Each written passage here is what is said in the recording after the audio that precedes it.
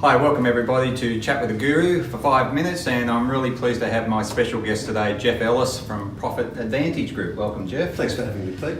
Now, Profit Advantage Group, you're involved in a number of different areas in that business, and to name a few, we've got the business broking, where you're buying and selling different businesses. That's right.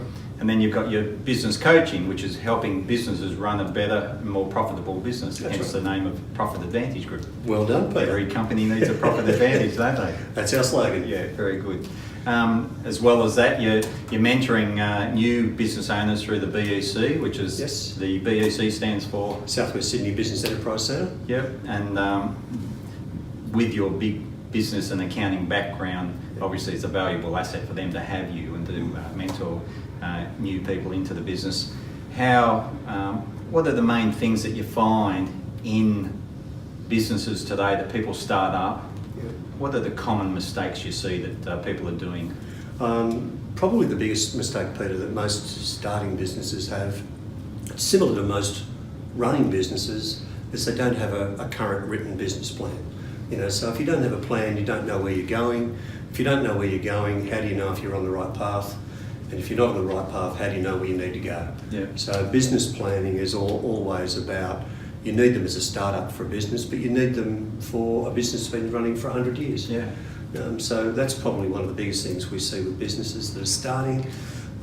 Generally, starting businesses, they're good technicians, but they don't have a good set of background business skills.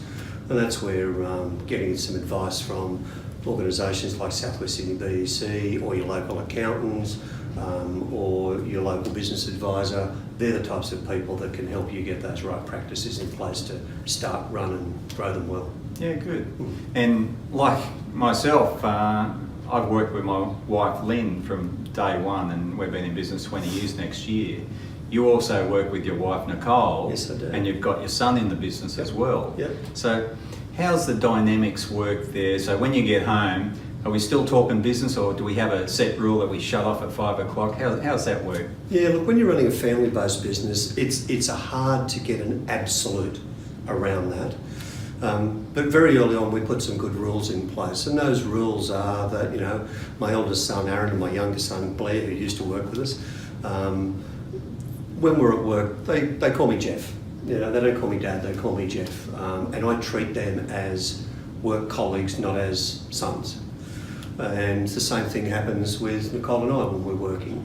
And there's times where there's a little bit of a tension in a conversation. We worked out very early that one of the best ways to deal with that, if you've got a difficult conversation to have in a work family environment, you can actually say, as Nicole has said to me on a number of occasions, I'm not upset with my husband, I'm upset with my colleague. So it brings it into a work context, because it's okay to have a difficult conversation at work, because that's what makes organisations robust, when we don't have groupthink, where we're challenging each other, but it doesn't need to be personal. So if you're having a challenging conversation in work, and if you're not having challenging conversations in work, you're not having the right conversations. No, that's right. You've got to push, but you've got to have a framework. So for us, that's worked well. So, I can have a conversation with Aaron, and then we can knock off, and then we can chat as father and son. Yeah, I think that's smart, because there's a lot of people that run businesses, and typically you both resign from your employment job and you open up your own business, so you've got to set those ground rules. So I think that's really important. Yeah, so there's tomorrow afternoon, for example, Aaron and Nicole and I, we've set 3 o'clock aside to have a management meeting on a particular issue we want to talk about. So it's not over the dinner table, it's not over the weekend, it's in work hours, in a work framework with a specific time. Yeah, fantastic. Now, you're instrumental in helping us get together, which is available on our newsletter each month that I'm sure everybody who runs a business looks at, which is the secrets to small business success. And I noticed there's a little quote here from a gentleman called Geoff Ellis. A buyer looks for a business that looks good and runs well. Yeah. It is important, isn't it, when you're selling a business, that's what it looks like. What are the mistakes that most people make just before they get ready to sell? Okay. There's multiple reasons why people decide to bring the business to the market when they're looking to exit. And I think one of the fundamental mistakes that most people make is they don't actually run their business today as if it may be sold in the future. So you've got to prepare for an ultimate sale before you want to sell it, Yep. rather than when you want to sell it.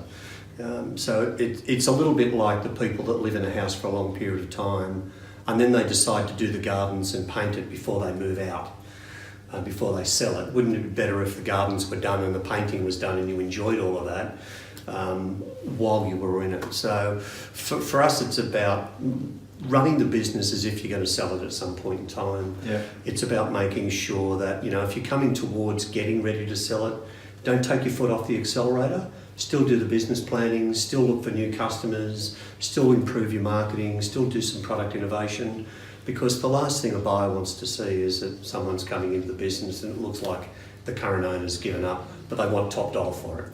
Yeah. So for us, it's that real looks good, runs well. If you're going to buy a second-hand car, if you had two identical cars but one wasn't polished and cleaned, you'd look at the one that was polished and cleaned. Yeah. But if it didn't run well, if it was rough when it ran, you wouldn't get it sold anyway. So it's got to look good and it's got to run well. Yeah, that's a good analogy. And I think it's fair to say that when people come and see you at the beginning to set up a business plan, Yep. part of that plan is, even before you buy the business, is what do I plan to do to get out of the business? Absolutely. Everyone needs to have an exit strategy because it's either by choice or by life circumstance. Yeah. We get to choose to exit our business or life chooses for us. And we'd much rather have control of it than not have control of it. Yeah, and then you can control the outcome as well. Absolutely right. And I think the critical thing to watch at the moment, for all of you out there that are maturing in age and in business, there's an increasing number of businesses coming to the market. We are in a baby boomer population. Those people should be doing their financial planning. Part of that should be, how do I turn non-current asset business into current asset cash? But there's a lot of other businesses coming to the market at the moment. So you don't leave your prep too late. Yeah. You do it early, and then you stand a better chance of getting it away for a price that you want. Yeah. And is there a role for a financial planner in that scenario that someone's selling out of the business? I know some of the big aspects to selling a business are around capital gains tax, which Absolutely. there are some specific advantages there. Yep. But where do you think a financial planning can assist in that area? Every time we're sitting down and talking with any business owner that's looking to exit, we always ask them, have you gone and sought independent financial advice? And we always ask them, have you gone and spoken to your accountant to get some other accounting and some tax advice? Because you might run a good business and you might think it might get a good dollar, but there's rules that you need to follow, and there's benefits that you can get when you've got good financial planning and good accounting advice. So, and where we talk to people, and if they haven't taken that advice, we strongly recommend that they do. And then when we get to the point where we've got the business sold, we're saying, now what are you doing with it? Did you get that advice? If you haven't, you need to go and get it. Yeah. It's really important that people know the right things to do with the money that they get when they sell something that they might have spent their whole life growing. Absolutely. Yeah. Well, thanks, Geoff. And for everyone out there, if you want the profit advantage in your business, go and see Geoff Ellis at Profit Advantage Group. And good on you, Geoff. Thanks, Peter. Cheers. Thank you.